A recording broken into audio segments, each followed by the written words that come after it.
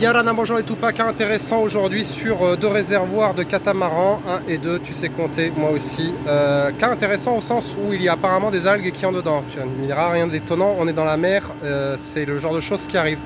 Donc elles sont en train de coloniser l'intérieur de ce réservoir, ça a beau être de l'aluminium, ça se corrode, c'est pas comme de la rouille, l'aluminium quand il se corrode c'est de l'alumine. Ça devient mou, un petit peu comme une carie si tu veux, pour faire une image que tout le monde comprend. Là, quand je regarde à l'intérieur, pourquoi est-ce que je dis ça? C'est que si tu regardes avec ce téléphone de merde, tu vois la petite lumière blanche qui est en bas et un peu en haut, à droite. En réalité, c'est le jour que l'on voit derrière. Donc, ils ont déjà percé. Alors, pour ce genre de situation, ce qu'il faut faire, c'est qu'il faut blaster extérieur pour pouvoir faire des brasures de qualité. Il faut blaster l'intérieur pour retirer toute la colonisation d'algues et rendre le truc en asepsie maximale, tout clean, tout propre du cul. Mais il faut aussi créer une espèce d'accroche sur laquelle on va aller poser notre liner qui empêchera toute forme de corrosion de revenir et surtout qui permettra en cas d'infestation par des algues de le nettoyer facilement, parce que sinon ce qui se passe c'est que l'infestation se colle aux parois. C'est des espèces de petits trucs mono et multicellulaires, pour faire genre je m'y connais vachement en espace maritime, mais ça a tendance à se multiplier les algues. Même si c'est dans une zone sèche, dès que ça récupère un peu d'humidité, pouf, ça se multiplie. Tandis qu'avec le liner à l'intérieur, tu pourras tout nettoyer d'un seul coup. Alors c'est vrai qu'on peut utiliser des carburants qui nettoient l'intérieur et ça marche très bien, seulement la galère c'est que les parois créent une accroche et finalement elles restent fixées à cet endroit là et n'attendent qu'une seule occasion de pouvoir se multiplier. Donc on va faire comme on fait d'habitude. Pour faire un boulot propre, on va l'ouvrir, on va blaster extérieur-intérieur et faire les brasures nécessaires, poser l'isolant, refermer tout ça et on va repeindre, comme ça on sera sûr qu'il sera au contact de quelque chose de neutre même quand il sera posé à fond de cale.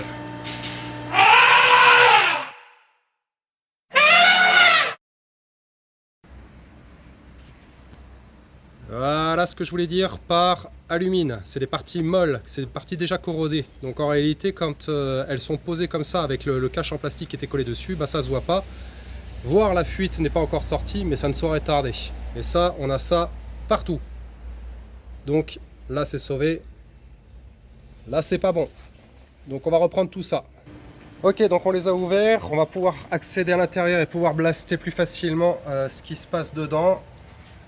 Donc, il est compartimenté comme bien souvent sur le réservoir de grande taille, c'est pour éviter que le flot d'essence déséquilibre le véhicule quand il y a du roulis, qu'on parle de bagnole ou qu'on parle de catamaran ou tout ce qui roule.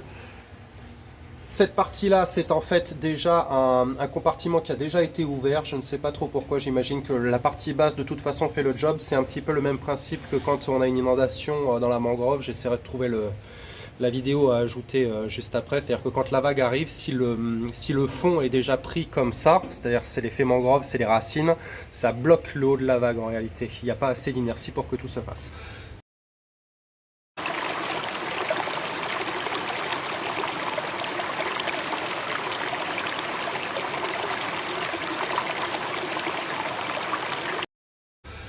Bref, on va blaster tout ça, on va poser ce liner, on va refermer. La deuxième partie, pareil, on l'a ouvert. C'est parti mon kiki, on va voir ce que ça donne. Voilà, il est tout patché, donc avec du JB Weld qui est un durcisseur métallique. Ça peut être carrément passé à la disqueuse derrière.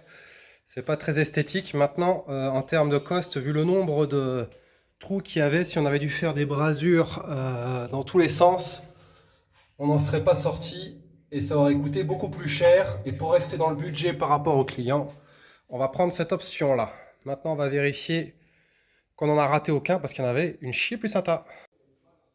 Il y a de multiples techniques pour trouver les fuites. Moi il y en a une que j'aime bien, mis à part mettre un liquide dedans et puis le mettre sous pression. C'est là j'ai fermé la porte de l'entrepôt et ce que vous voyez là, c'est la lumière qui sort à travers la porte de l'entrepôt. Donc là c'est le même principe, je vais faire la même chose en fait avec le réservoir. Je vais utiliser une lampe.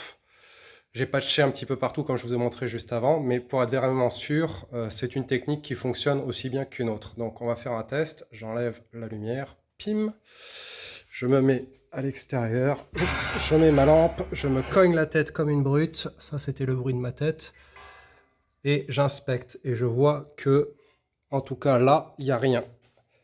Ensuite je vais aller de l'autre côté dans l'interstice qui est là et je vois que qu'il y a un trou ici, là, exactement au milieu.